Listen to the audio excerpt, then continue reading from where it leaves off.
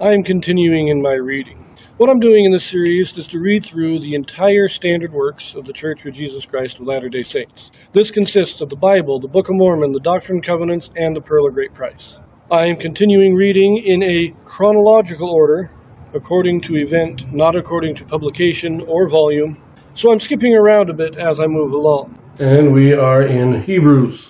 We've been reading the first several chapters where the author has been praising Christ, but showing how Christ is the one prophesied in the Old Testament. He is the fulfillment of that promise. The promise of the covenant under Moses is fulfilled in Christ. He also admonishes the Jews not to be like their ancestors who rejected God and had to wander in the wilderness for 40 years because of unbelief. Don't be like them. Now we continue this in chapter 5.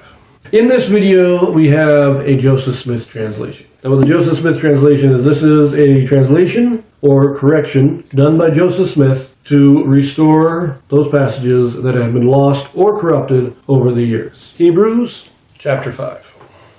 For every high priest taken from among men is ordained for men in things pertaining to God, that he may offer both gifts and sacrifices for sins, who can have compassion on the ignorant and on them that are out of the way, for that he himself also is compassed with infirmity.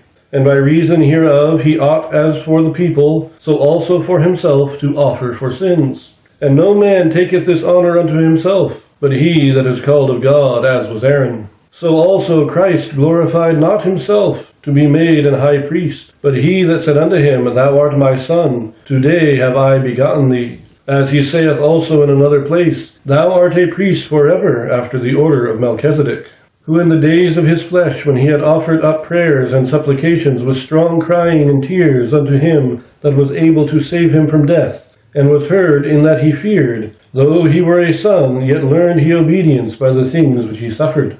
And being made perfect, he became the author of eternal salvation unto all them that obey him, called of God and high priest after the order of Melchizedek, of whom we have many things to say, and hard to be uttered, seeing ye are dull of hearing. For when for the time ye ought to be teachers, ye have need that one teach you again, which be the first principles of the oracles of God, and are become such as have need of milk, and not of strong meat.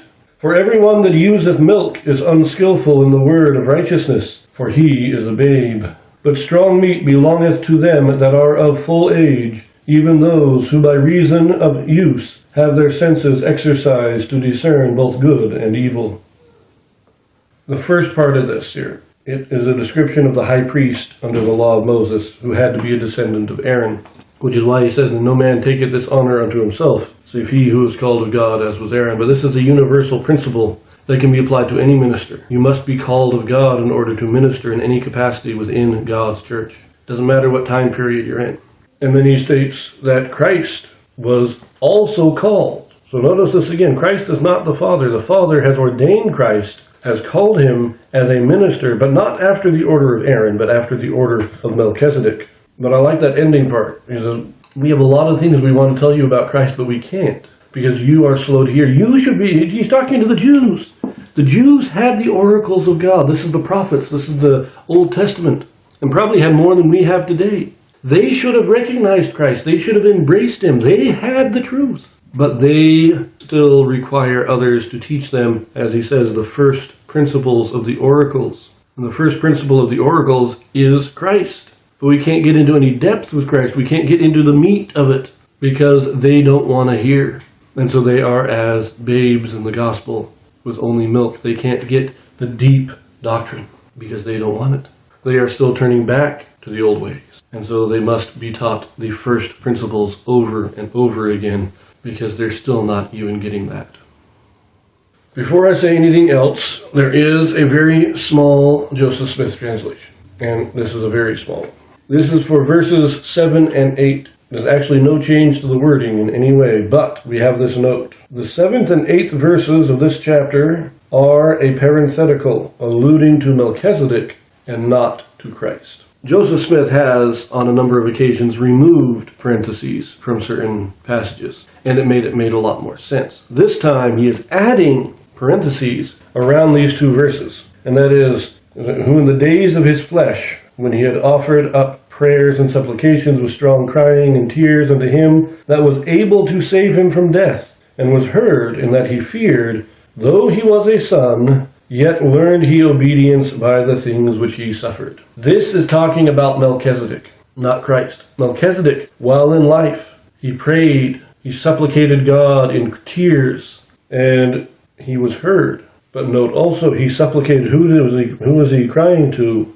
Him that was able to save. He knew about Christ. Melchizedek, who lived in the days of Abraham, knew Christ. He prayed and was granted salvation by the thing that he learned obedience. He was a son of God, spiritually adopted by Christ, even back in the days of Abraham, because of the things he suffered.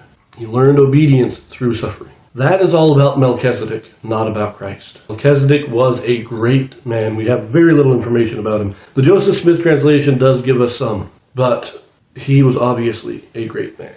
And Christ is being said, Christ is after the order of Melchizedek.